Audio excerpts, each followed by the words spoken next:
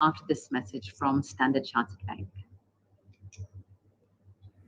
ASEAN is made up of 10 diverse markets, uniquely positioned at the heart of global trade routes. Home to a rapidly rising and affluent middle class, with one of the fastest growing digital landscapes, manufacturing hubs, and abundant natural resources.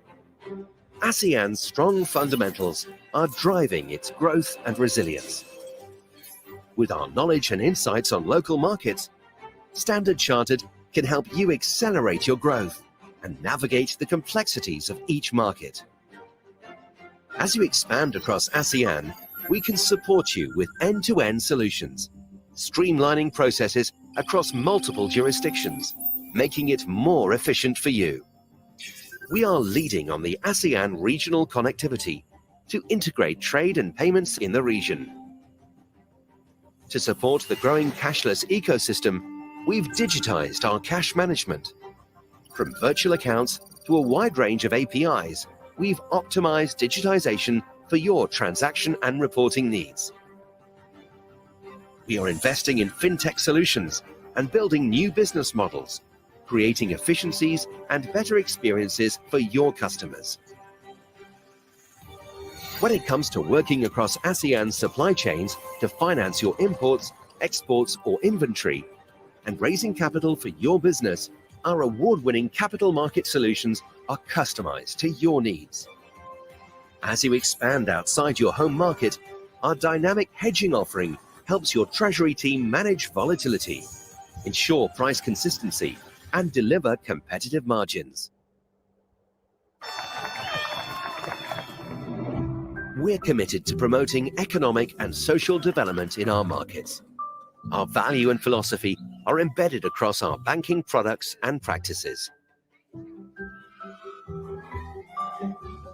With $75 billion committed towards sustainable development goals, we can help your business make a positive impact. ASEAN's future is bright. As your trusted banking partner, we are committed to supporting your growth ambitions, co-creating innovative and winning solutions with you. We are Standard Chartered. We are here for good.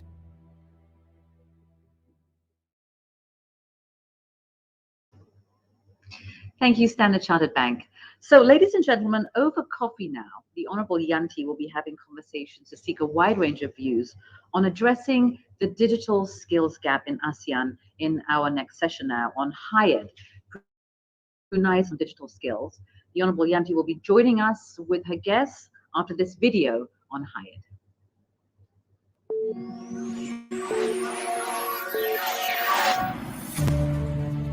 The fourth industrial revolution has ushered in an era of sophisticated technology, innovation, and ideation meant to truly revolutionize the future.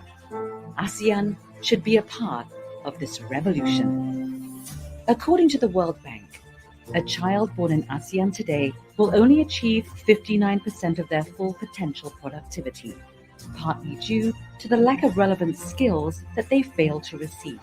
COVID-19 has caused more than 30 million people in ASEAN to become unemployed.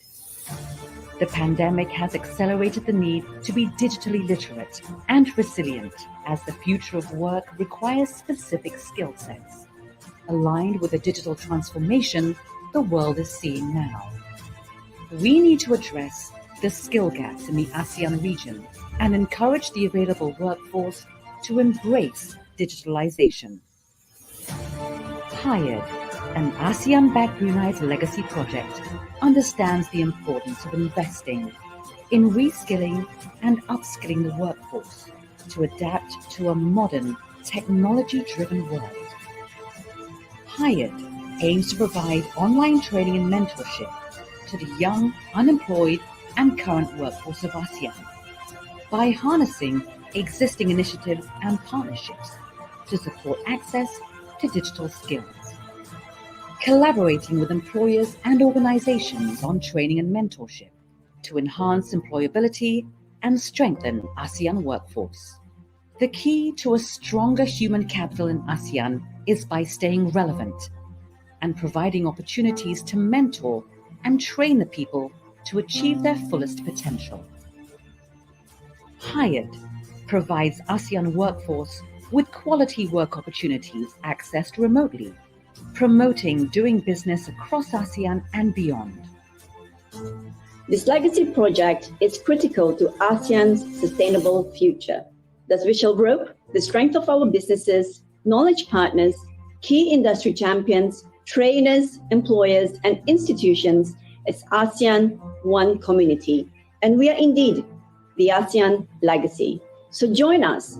Together, we can collectively recover stronger and build a resilient workforce for a sustainable ASEAN digital future. Sama-sama.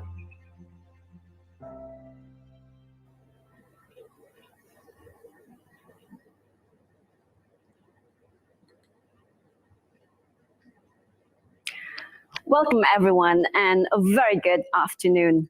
I'm elated to be hosting this coffee and conversation on Hired that looks at skills development in the digital era, a topic that I am incredibly passionate about. Now, before we bring in our guests, let me just share a bit about Hired.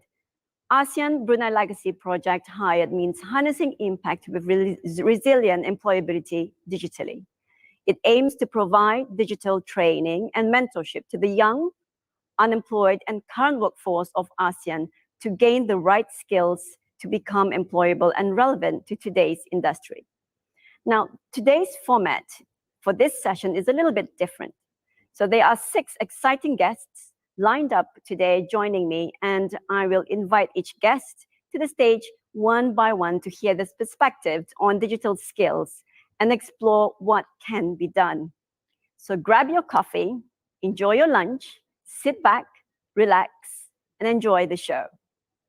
So my first guest is Natalie Black, awarded with Commander of the Order of the British.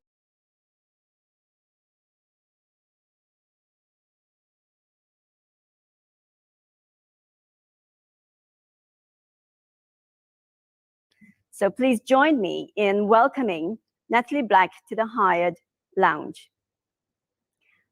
Hi, Natalie. So could you tell us more about how the UK is supporting the Hired program, Natalie? Yes, of course. And can I just start by saying it's wonderful to see you, and thank you so much for that very warm introduction.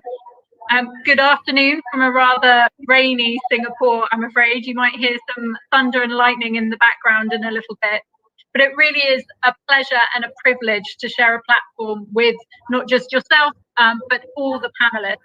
And congratulations to you and the rest of the ASEAN Business Advisory Council for making this year's ABIS such a success, given all of the challenges. As ASEAN's first new dialogue partner in 25 years, the UK is committed to investing in this partnership at every level. This includes the Prime Minister, who will be addressing ABIS for the first time this afternoon.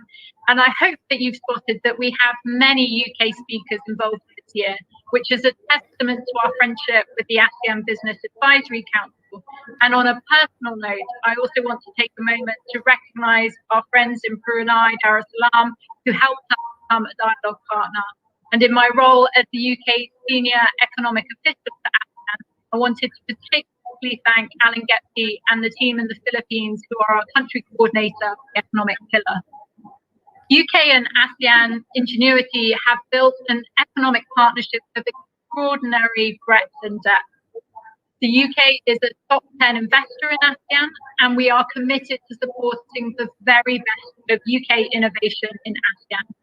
Many of the UK's 100 plus tech unicorns are already in the region. Cybersecurity firm Dark and FinTech Revolut. Dialogue partner status brings a platform for enhanced collaboration between the UK and ASEAN, its communities and member states. And this includes our two-way trade standing at over £40 billion pre-pandemic and underpinning prosperity and job creation, particularly in the case of micro, small and medium-sized enterprises that form the backbone of our economies. To this end, September marks the inaugural ASEAN Economic Ministers UK consultation. UK and ASEAN economic ministers and representatives explored how best to deliver an inclusive, resilient and sustainable recovery from COVID-19. This includes maximising tech adoption through the recently launched ASEAN UK Digital Innovation Partnership powered by the Digital Network. Dialogue partner status means greater cooperation on clean growth, a particular focus of Brunei as ASEAN chair, but also of the UK as president of COP26. The UK looks forward to welcoming the world to Glasgow next week. We are at the crunch point, and the appalling effects of climate change continue to be felt in action. It is critical that public and private sectors work together to limit the rise in temperature to 1.5 degrees. In the spirit of supporting ASEAN and unleash its potential as an economic powerhouse, the UK is working closely with ASEAN back on Hired 2021 legacy project. Our collaboration hinges around UN Sustainable Development Goals, ensuring ASEAN's workforce has the right skills to deliver sustainable growth.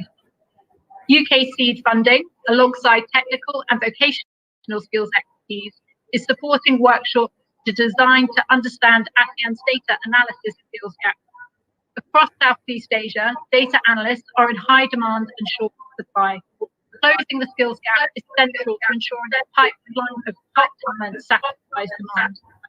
It gives me great pleasure to announce a pilot apprenticeship program for data analysts. The pilot will focus on Brunei as this year's ASEAN chair, and it will develop new partnerships between UK and Brunei businesses and training institutes. It will also make use of digital tools, ensuring those in hard-to-reach areas can benefit. Over the coming months, up to 15 non-graduate students will receive training, enabling them to secure quality employment in the field of data analysis. In doing so, employers will be able to meet their data analysis needs. And once the pilot has been completed, ASEAN BAC expects to expand Hired across ASEAN. I look forward to following the progress of our apprentices. By working together, the UK and ASEAN BAC are driving inclusive, resilient and sustainable growth in ASEAN through skills adoption. Against the backdrop of the pandemic, and to coin a phrase, this is about ensuring we recover stronger together. Sama-sama. Thank you very much for your time. Thank you, Natalie. We just had our first workshop last week, and that's really having with the employers. It was really a huge, huge success. We've got more than 20 companies participating, but it's important to really understand coming from the employers itself. And just a very quick one, with ASEAN's newest dialogue partner, what is UK doing beyond Hired, which is focusing on strengthening education and skill ties with the ASEAN? Just a very quick 30 seconds just to wrap this up. I'll keep this very short, and thank you very much for the great feedback on the workshop. I know everyone involved in our end really enjoyed it and was so committed to this project. But looking forward, it's about expanding the breadth and depth of the whole education partnership with ASEAN. That includes everything that we're doing with the Southeast Asian Ministers of Education Organization, ASEAN TVET Council, and of course, Hired itself. We will continue to work very closely with our friends in the British Council, and we're excited about the collaboration options for the future. Thank you again. Thank you, Natalie, for joining us. And I look forward to meeting you in person when we can, and all the best. So next, we'll go to our second guest coming from the oil and gas industry. Let's welcome Mizan Adilia Muhammad Dali from the Brunei Liquefied Natural Gas. Welcome, Mizan. Thank you for joining us, Mizan. And you are the Human Resources and External Relations Manager at the Brunei Liquefied Natural Gas. And I understand that you are also just as passionate as me about the need to continuously enhance the workforce with the right skill set. So could you share with us how the industry is looking at digital transformation? And I know that BLNG has the oldest liquefied natural gas plant in the world at 52 years. And the success and longevity of the plant is really down to the people that make this happen. So how do you develop your staff based on the changing nature of your industry? To you, Mizan. Thank you. Bismillahirrahmanirrahim. Assalamualaikum. Good afternoon. So thank you, the Honorable Yanty Rahman, Chair of the ASEAN Business Advisory Council.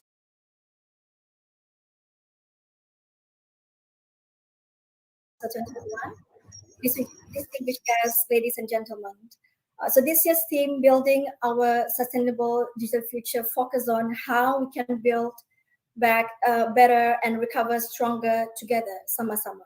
So COVID-19 continues to impact lives and livelihoods across organizations in ASEAN, and Brunei LNG is no exception. So the pandemic has caused us to review our business strategies to achieve business goals and to ensure sustainability and continuity in contribution to the nation. Today, digital technologies are transforming BLNG's business. Digitalization plays a significant role in improving the efficiency of how we process our energy or gas and how it is consumed by our customers. Over time, we'll generate more value from new business models that digitalization makes possible. Although digitalization is not new, the technology has become cheaper and faster, and the amount of data and connectivity is increasingly exponentially, which makes application of digital technologies ready to deliver at an affordable cost. So what is key here is for people capability to advance and develop side by side. At BLNG, people are key to our success, and that is why the culture of a learner mindset is nurtured in our company. It is so important that our people feel it is psychologically safe to learn and grow, which means asking questions and making mistakes, coupled with retraining, coaching, as well as competence development and assurance mechanisms. We make sure the digital gap is closed faster.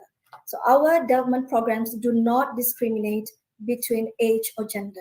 So make sure everyone has access to the tools they need to succeed, because their success is our success. So with this realization of the importance of digitalization to deliver value to the bottom line, BLNG is on its digital journey where we are embracing digitalization by actively working in data and people foundations. What is key is to take time to fix the foundational issues and reap the benefits rather than live with the problems and compromise with patchwork solutions. So we have set the scene and prioritize business opportunities. We build the foundation, focus on business opportunities. Digital transformation staircase is in place with an overview of the steps required to progress to the next level, with relevant proof points for each level and tips to progress to next maturity level. And here we are not talking just about the technology, but also the people. And again, it is important that setting the scene includes the culture of a learner mindset and lifelong learning. It is not a choice. It is the way to maintain relevance in a rapidly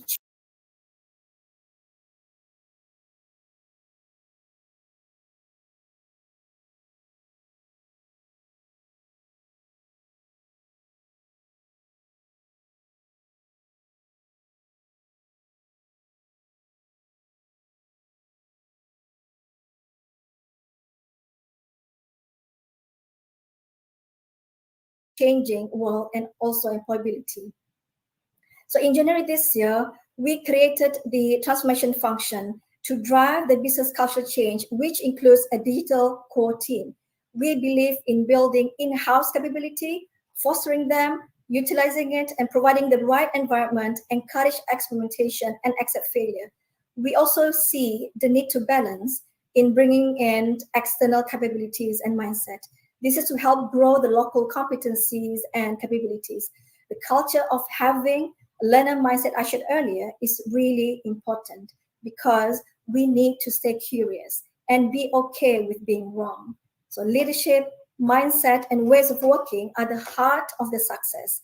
Our role is to develop leadership who understand digital and the value, drive an adaptive culture, and implement agile ways of working. So these leaders are to role model and build digital literacy. We generate the pool by leveraging the enthusiasm in the organization and position digital as an enabler through digital for leaders and hackathons. So we call them the digital ninjas.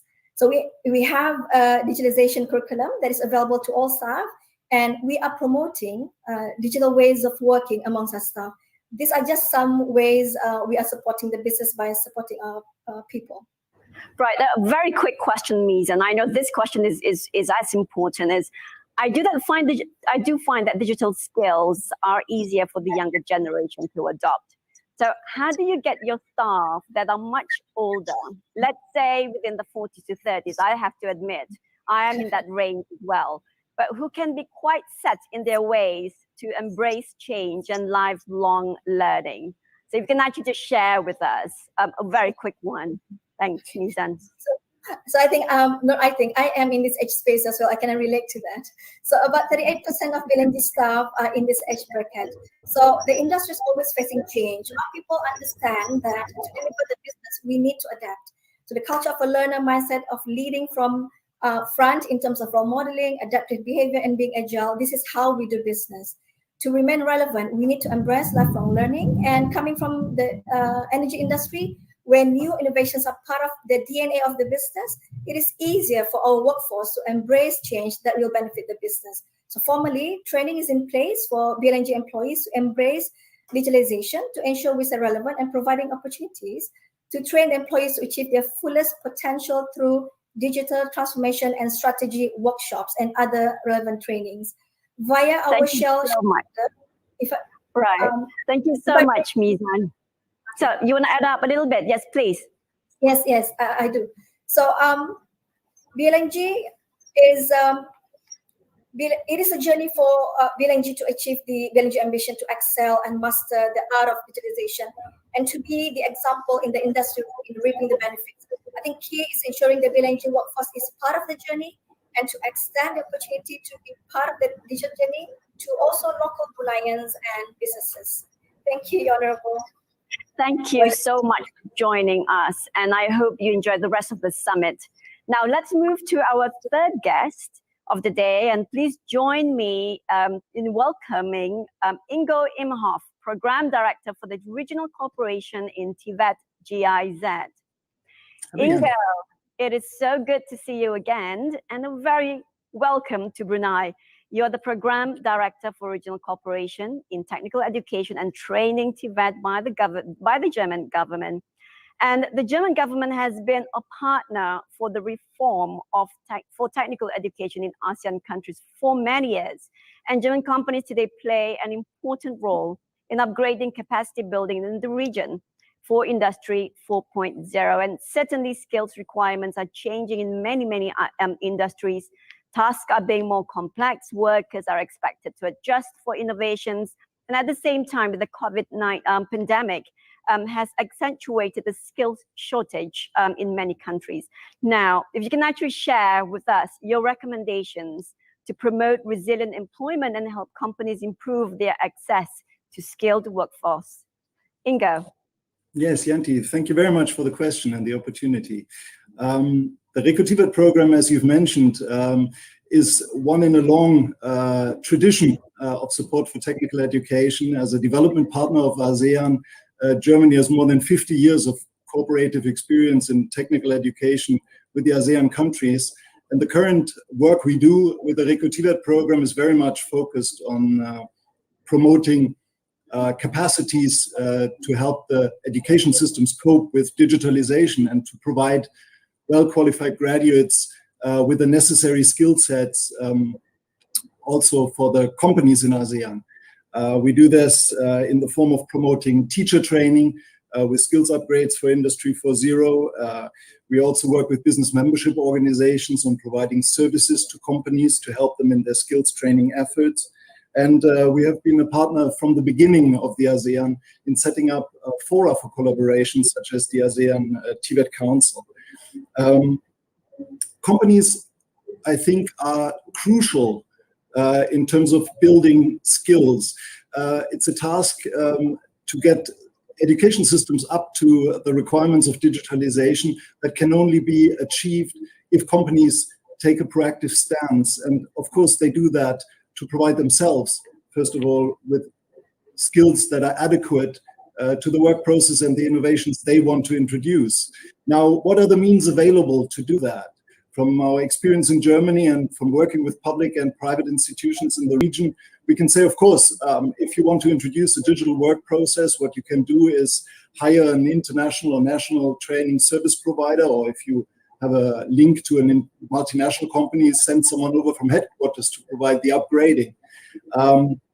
But SMEs in the region, they do not have that opportunity. So how can they gain access to highly skilled or better skilled staff, and how can they skill staff up to the level that they require? Well, one longer-term solution is, of course, to strengthen in-company training capacity, and we see great initiatives of the ASEAN business community on this, with companies going all the way to founding their own schools and universities.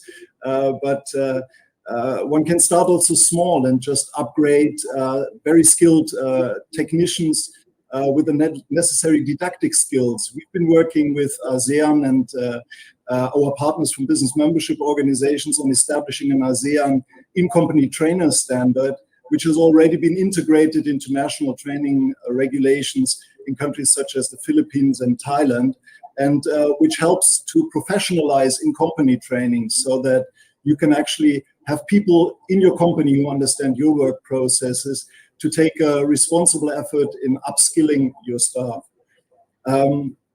Another long-term effort that we believe is not utilized enough, but maybe under the changing circumstances and the acute necessity of the COVID crisis will become more attractive to more companies, is to actually partner with education institutions in the direct environment of your company. We have been a partner of the ABAC since 2019 in organizing the ASEAN Business Award on skills development. And last year, one of the winners, Ang Pham Holding from Vietnam, actually did that. They were an upcoming company that was in dire need of more skilled labor. And what they did was to partner very intensely with the college to say, how can you adjust the curricula? How can we help you understand the modern processes? And how can we together form highly qualified staff that can also deal with more digitalized equipment? Ingo. We believe from the perspective of Recotivet that the chance to have these alliances is actually increasing. And we see that even in Brunei with the bridging initiative. We see that in Malaysia with the National TVET Council. Governments and enterprises tend to be more ready to invest in digital, but also take a more proactive approach in cooperation.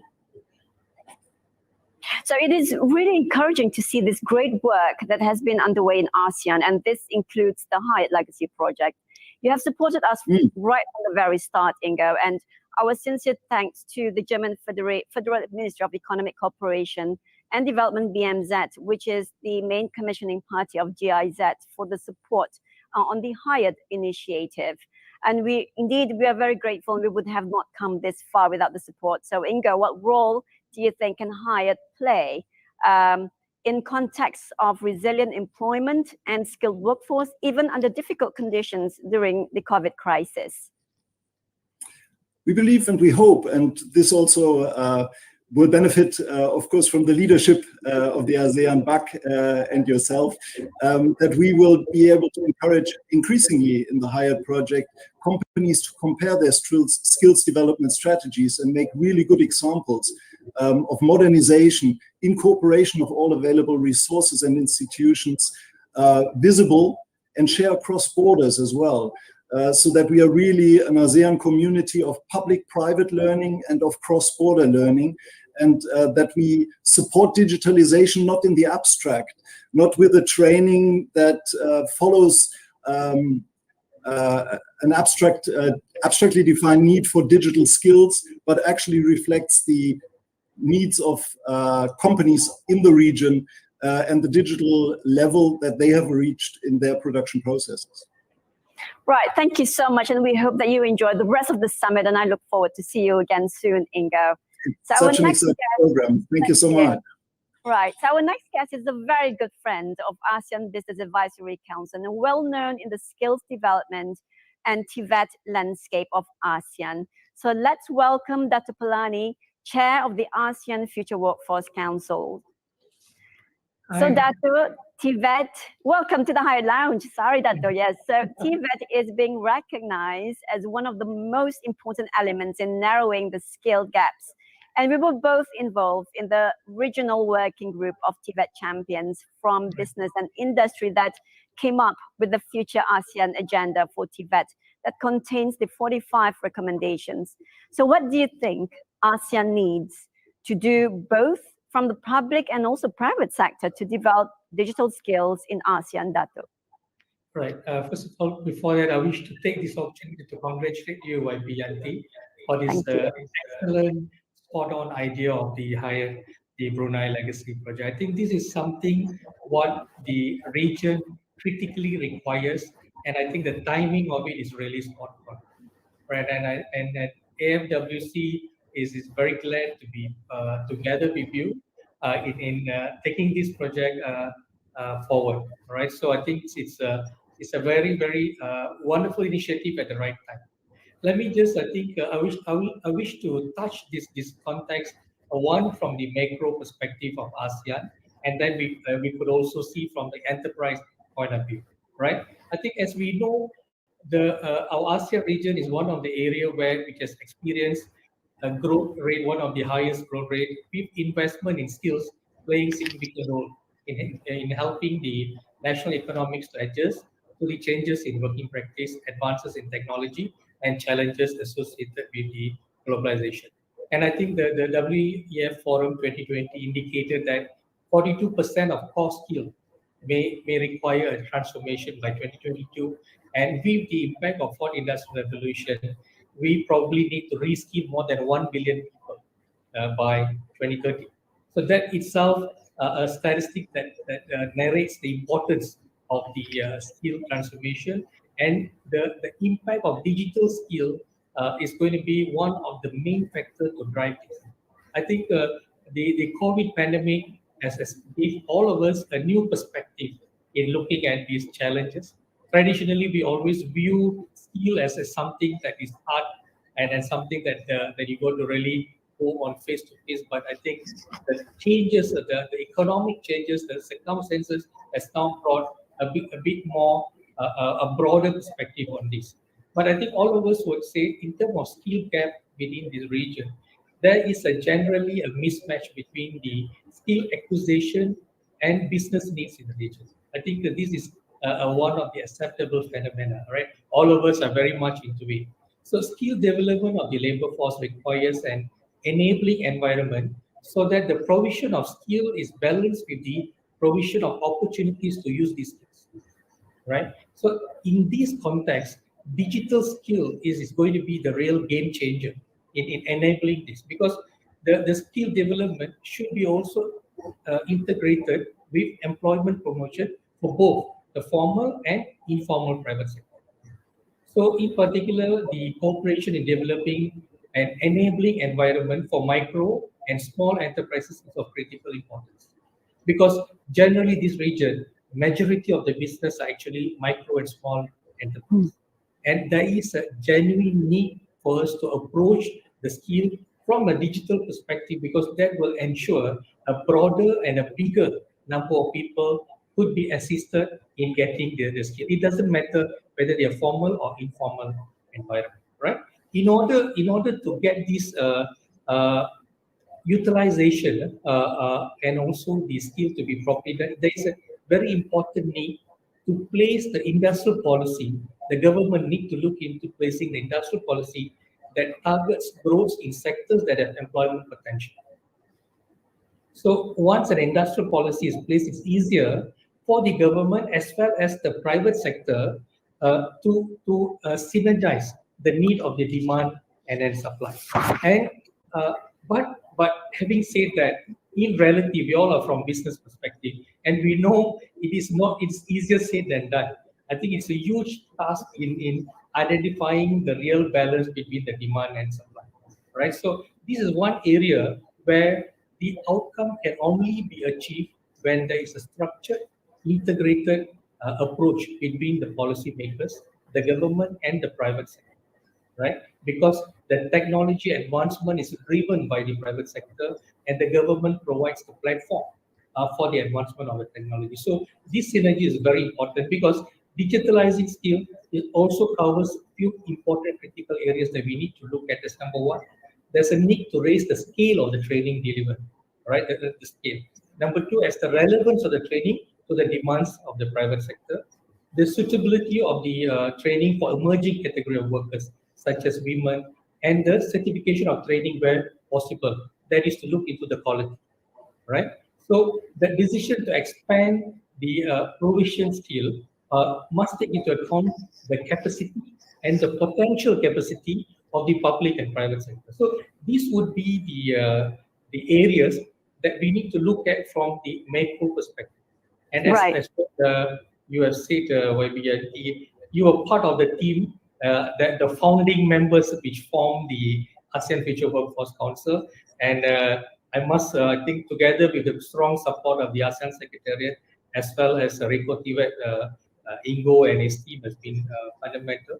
The 45 recommendations that we have put forward, which has been clustered to 9 core areas, actually truly identify some of the areas that we could look at. And one of the agenda that has been identified would be is to create an international platform where both the public and private players could actually come on a common platform where the availability of the skill, the requirement, and the mismatch could be addressed in a more digital manner across the region. And therefore, we could transform the skill pool from a country-based to a region-based. And that will really be a good game changer for us. Absolutely, Dato. I mean, that's the whole idea when the team actually come up with the 45 recommendations, and we work very closely with the ASEAN Tibet Council as well. So if I can actually just bring you in a little bit with regards to how employers can actually help their staff with the digital transition, because all this needs to be, everybody needs to actually give the input. So what do we need? And in terms of being mindful, the future of work is ensuring a future-ready workforce. So how can employees help their staff in this? Okay, all right. Spot. Thank you. Very good question. I think that probably put in the right perspective, because we always feel the government need to do something. But the way I look at this issue, this involves not only the government, the employer, but actually the workforce. It's a tripartite formula in order for us to get this agenda to move forward structured, right? So from the employer perspective, I think we must acknowledge digitalization of workplace processes, and also the technology advancement is actually a combination factor which could only be successful when the human factors are actually the human resources, the people are well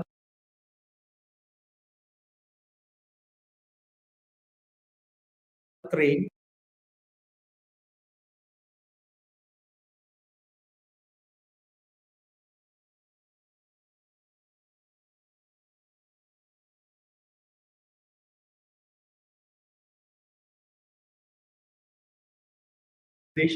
as redundant, but to look at how the processes can be further innovated, reinvented, so that the actual wisdom of the skill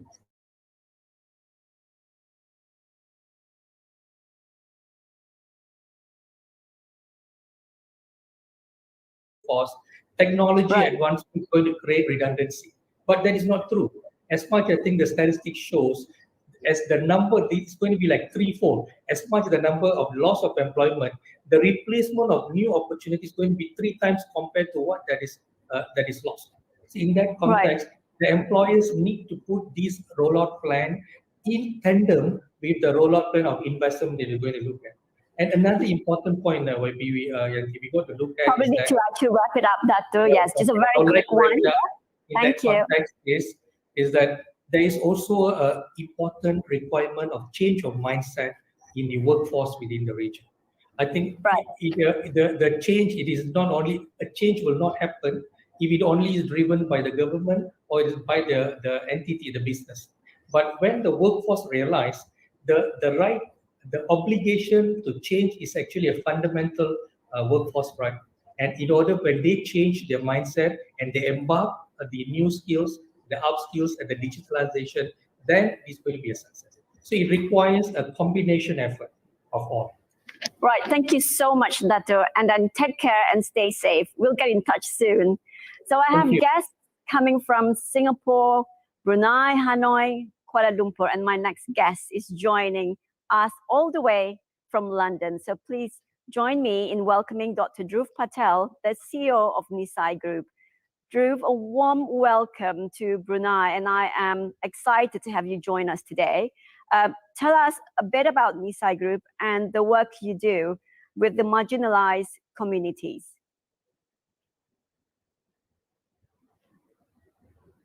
Dhruv, your microphone, if you can unmute, thank you. You can try again, please.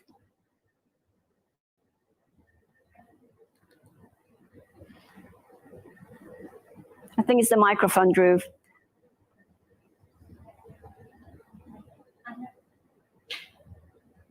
We can hear you? All right, okay, go ahead, Dhruv.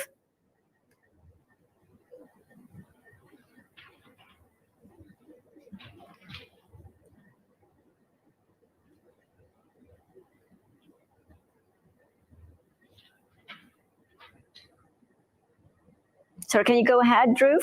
There's no sound. Right, so perhaps what I can actually do is, let me just, while we actually have a technical issue here, can we actually bring the next speaker first? And we'll come back to you, Dhruv, after this. So maybe our technical can actually assist you. So if I can actually bring in our next guest. So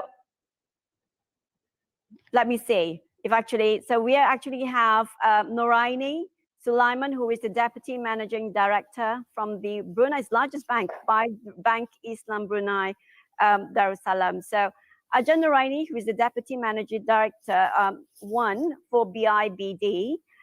So welcome, Noraini, to the Hyatt Lounge. So coming from the financial services, what is BIBD's role in terms of contributing to our society in the preparedness for digitalization? As you can actually see, Hyatt focuses on reskilling and upskilling. So is there a program within BIBD where the employers undertake training? Ajahn Noraini. All right, thank you, YB Yanty, and it's a pleasure to be here. So before I outline, there's a number of things that we do in terms of preparedness for digitalization. Let me just outline to you some of the things we do.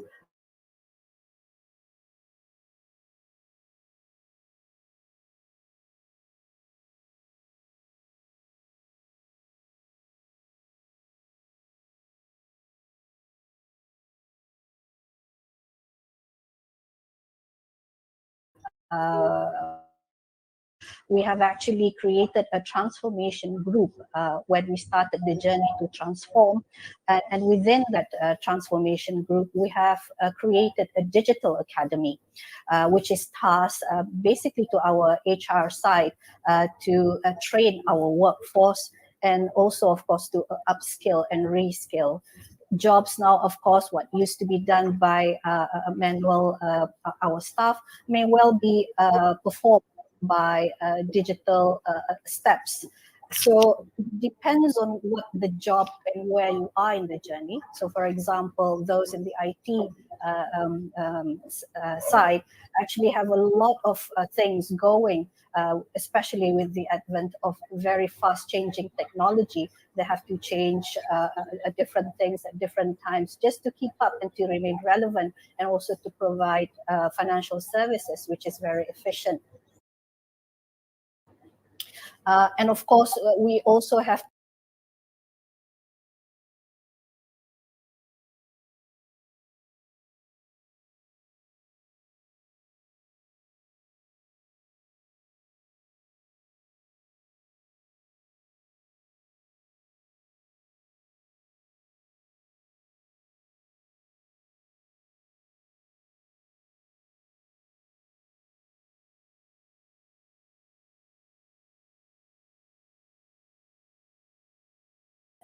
place in our branches.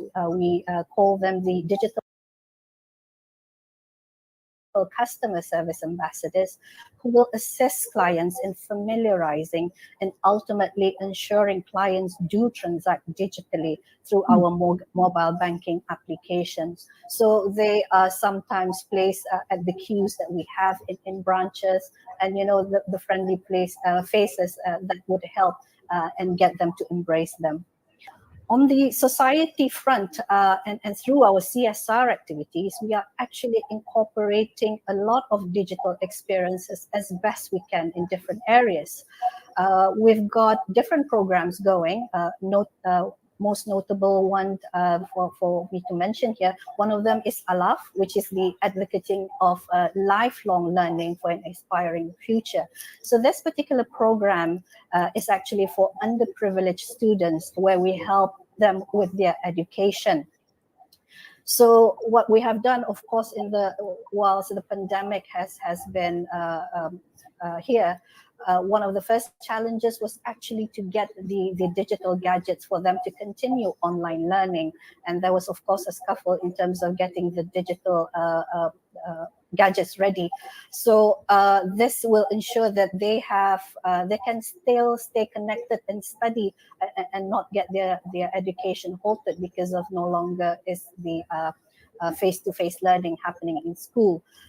We have also exposed them to different types of the technology, the coding, building drones, basically some virtual reality, what goes on behind that, gamification of their online learning, and others, which we hope give them an insight into what technology can actually do in terms of their studying and also life in future.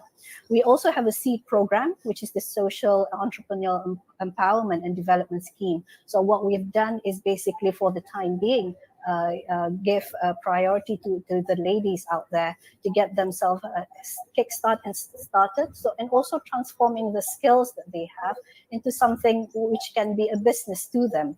So basically, we've got them to digitalize payments in terms of maybe selling products which they can produce. Also teach them to use the social media to become a marketing tool. And also onboarding onto e-commerce platforms such as a Community for Brunei. So Community for Brunei is also a collaborative effort which we have done in terms of bringing inclusivity to the digital platform for all walks of life, cottage businesses, informal sector. So we found that when the pandemic was at its height, this platform was needed to ensure that the livelihood of certain people, as I mentioned, is still there, and they can actually still earn a living. And they were onboarded via our online payments, BIDD Quick Pay, so that accessibility and mobility was there. So that's some of the things that we have done, YB. No, thank you so much, Noraini, because it's really interesting to actually see a lot of amazing work that actually has been done by BIBD. So you mentioned about ALAF, that's for the children. You mentioned about the SEEDs as well, that's for the single moms. And you mentioned about the community. And this is what it is about helping communities and those in the underprivileged on even with the digitalization. And we do hope that Hyatt can actually collaborate with BIBD on this really magnificent journey BIBD is currently doing. So that's basically, thank you so much, Noraini, for sharing with us. And I'm going to go back to our previous speakers as well. So Dhruv, I hope you can actually hear me. Hi, Yanty, can you hear me now? Thank you. Thank you so much. Yes, please go ahead. Right. Good afternoon. I'm so sorry about the technical hitch. Don't know what happened there, but hey, this is IT and technical, so you can't do anything without it. So just to give a little bit of background of Nisai, we are 25 years old. We've been working in the field of educating young people who are out of school, marginalized through various issues, and we've been getting them outcomes. These are the children who are basically supposed to do nothing but getting back into education.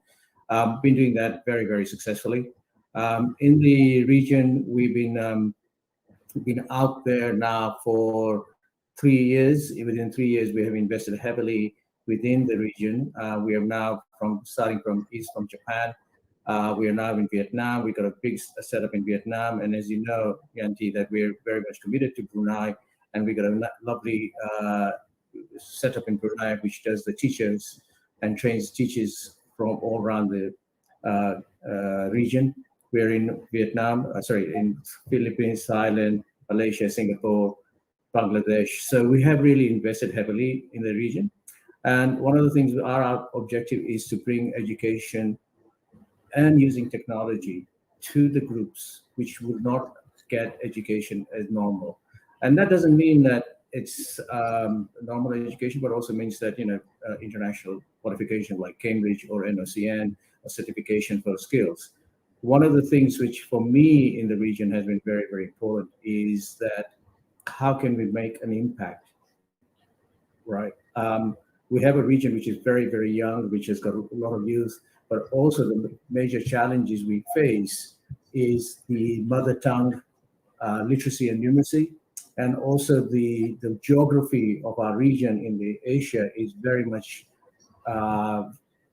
from islands to forests to urban and very rural areas, and how do you make sure that we get that in place, right? So that is something which we've been working on. And I feel that what we should look at is not just how we can use technology to enable the learners or enable the people in the rural areas or marginalized groups to make sure that they can get into the digital economy. We can talk about digital economy till the cows come home. We need to look at how we can bring the people on the ground roots to up that. If you look at the region, a large percentage of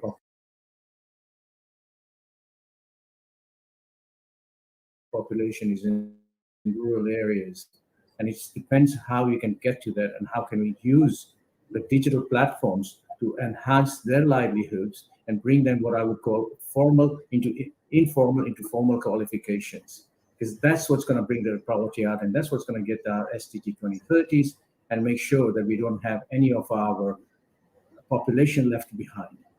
So for me, this is a very, very important thing, and I have been very looking at how we've been successful in the UK, and we are bringing that out in the region using the technology and a blended approach rather than saying digital technology will solve all the problems. It's getting that blend right is what we are looking at doing. I hope that makes sense. Yeah, absolutely. I totally agree with regards to the marginalized communities and looking at those, especially underprivileged kids, how we can actually help them and motivate them. Because no matter what we try to do, digitalization, it can actually go beyond that. And I absolutely agree with you with regards to going to the grassroots, Dhruv. And I know that it is also important that we have a good trainer. So, Dhruv, what can be done to develop the skills of the trainers and teachers to help them develop the skills of others? So one of the things which we have recently set up is our Nisai Academy of Teacher Training, which is set out from our operations in New Zealand. And the objective is to bring teachers who are and bring them up to the 21st century level of teaching, both in making sure they understand and how they do it. So we have that side of it. We have a train the trainer side as well. And what we've been very successful in Brunei is when we took on our new graduates and trained them to be teachers of British international qualifications and getting to them. I think it's possible to do it. I think it's the objective is to how and what and where, and it's the will which we need. Because every time I come to the region, people say to me, but we don't have internet connectivity in those rural areas. And I'm saying, well, the days are gone when you have to drill down the hole to take the cables up. We can have transmitters. Why can't we get the telcos partnering us? Why can't we work with everybody together to get to the communities? Because the communities also have a very, very good skills, right? Which we should take that on board and use that to drive the communities forward. So it's about training them as well and making sure we use the whole ecosystem to get where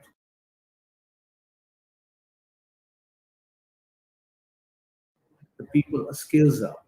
It's just not us sitting in universities or colleges to drive that. It's also the people in the local areas I think for me, what was quite